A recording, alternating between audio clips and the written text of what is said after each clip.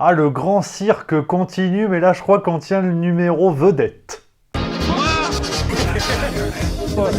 Taisez-vous. En Non mais cet homme est 2018, ahurissant. porte-parole du gouvernement. Ce que vous venez de faire, c'est super.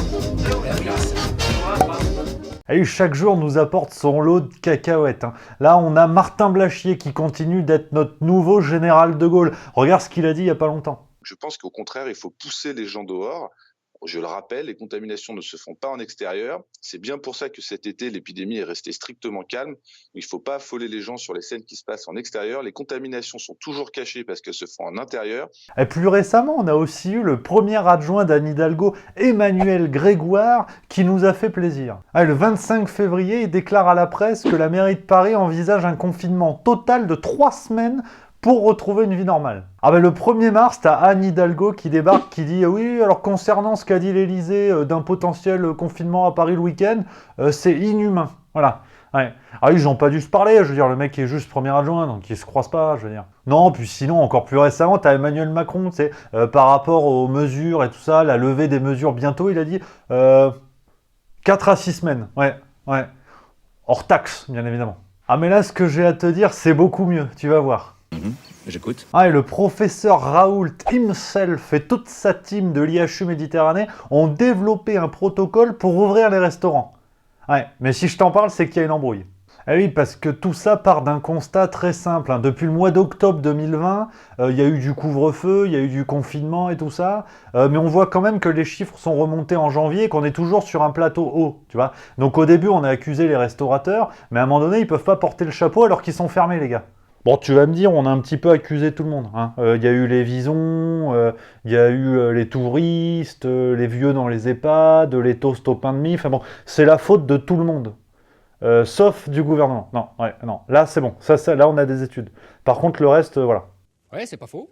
Et donc, professeur Raoult et son équipe, ils ont proposé un protocole sanitaire que je vais t'expliquer, qui est soutenu par Renaud Muselier, président de la région PACA, et par Martine Vassal, présidente du conseil départemental des Bouches-du-Rhône. Donc on a la fine équipe derrière lui. Alors qu'est-ce que c'est que cette histoire de protocole, hein? On en a parlé récemment, notamment dans Le Figaro du 27 février, qui explique un petit peu les tenants et les aboutissants d'un protocole visant à rouvrir les restaurants. Parce qu'à un moment donné, on a envie d'envoyer une bavette d'aloyaux. Là, ça commence à faire long. Où sont les poulards? J'ai faim. Ah, la petite parenthèse, après on revient sur l'affaire du protocole, mais j'ai fait le quiz juste milieu pour le mois de février. 10 questions, 10 points, puis t'as ton score. Comme ça, on ricane. Le lien est tout en haut de la description de la vidéo. Tu cliques, tu fais le jeu, puis c'est drôle, oh. Allez, on continue. Donc cette histoire de protocole repose sur une machine développée par l'IHU Méditerranée afin de détecter des fragments d'ADN du virus dans la bouche des gens qui vont souffler. Et ça prend entre 2 et 7 minutes en moyenne. Donc on est vraiment là sur le temps de reproduction du tapir. C'est très rapide. Et en plus, on a une efficacité estimée à 96%. Mais dis-moi pas que c'est pas vrai. Donc là, on est juste en dessous d'un discours de Sibeth Ndiaye en termes d'efficacité. Et pour être encore plus sûr, hein, parce que le professeur Raoult, c'est pas un dindon de la farce, ils vont en parallèle dans ce protocole analyser les eaux usées des restaurants pour voir s'il y a là encore des traces de virus. Donc on est sur quelque chose de carré. L'objectif est très clair, hein, démontrer scientifiquement qu'il est possible de rouvrir les restaurants et les bars si on ne fait entrer que des gens qui ne sont pas contaminés. Sur le papier, ça a l'air très simple, hein, et tout à fait logique. Ah, c'est vrai que c'est le côté con de l'histoire. C'est que les pauvres restaurateurs, ils sont fermés depuis octobre, mais on n'a quasiment aucune preuve de l'intérêt de cette mesure. Ouais. Enfin, si, on en a une, mais tu vas voir la gueule de la preuve. Hein. Ah, on dirait Loana. Hein. Oh, ça c'est pas très gentil. C'est une étude publiée le 10 novembre 2020 dans la revue scientifique Nature. Ça, c'est de l'américain. Une étude menée aux USA entre mars et mai pour évaluer les lieux où les gens se contaminaient le plus.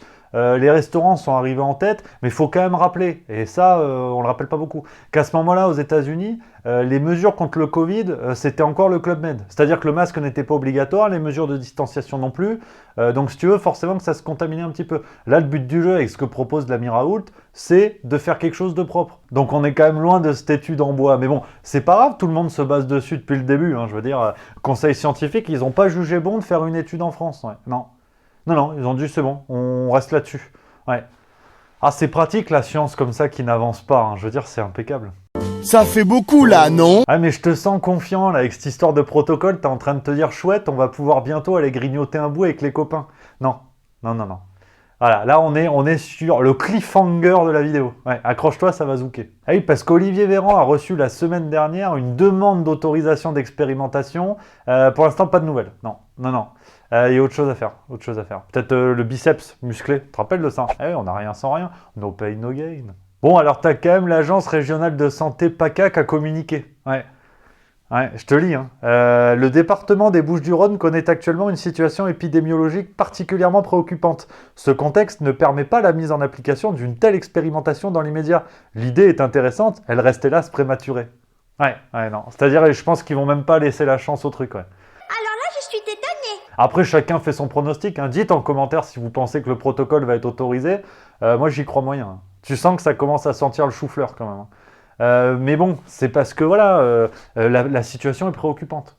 Donc faire des mesures pour éviter que les gens se contaminent, pour l'instant, c'est pas le but du jeu. Non, non, on va faire autrement. Couvre-feu, ouais, couvre-feu, ça c'est bien. Couvre-feu, les gens restent chez eux, ça c'est une bonne idée. Ça. Tu veux que je lui dise d'aller se faire enculer? Hein, donc voilà cette petite vidéo sur le protocole restaurant proposé par le professeur Raoult et son équipe. Que va dire Olivier Véran, notre ministre de la Santé? À mon avis, on se dirige sur un non, hein, ferme et définitif, mais on va voir. On peut être surpris avec ce gouvernement. C'est la vie. Donc en attendant, tu peux découvrir les autres vidéos juste milieu. Ça, c'est encore autorisé, c'est par là. Sinon, tu peux t'abonner. C'est une idée agréable, c'est par là.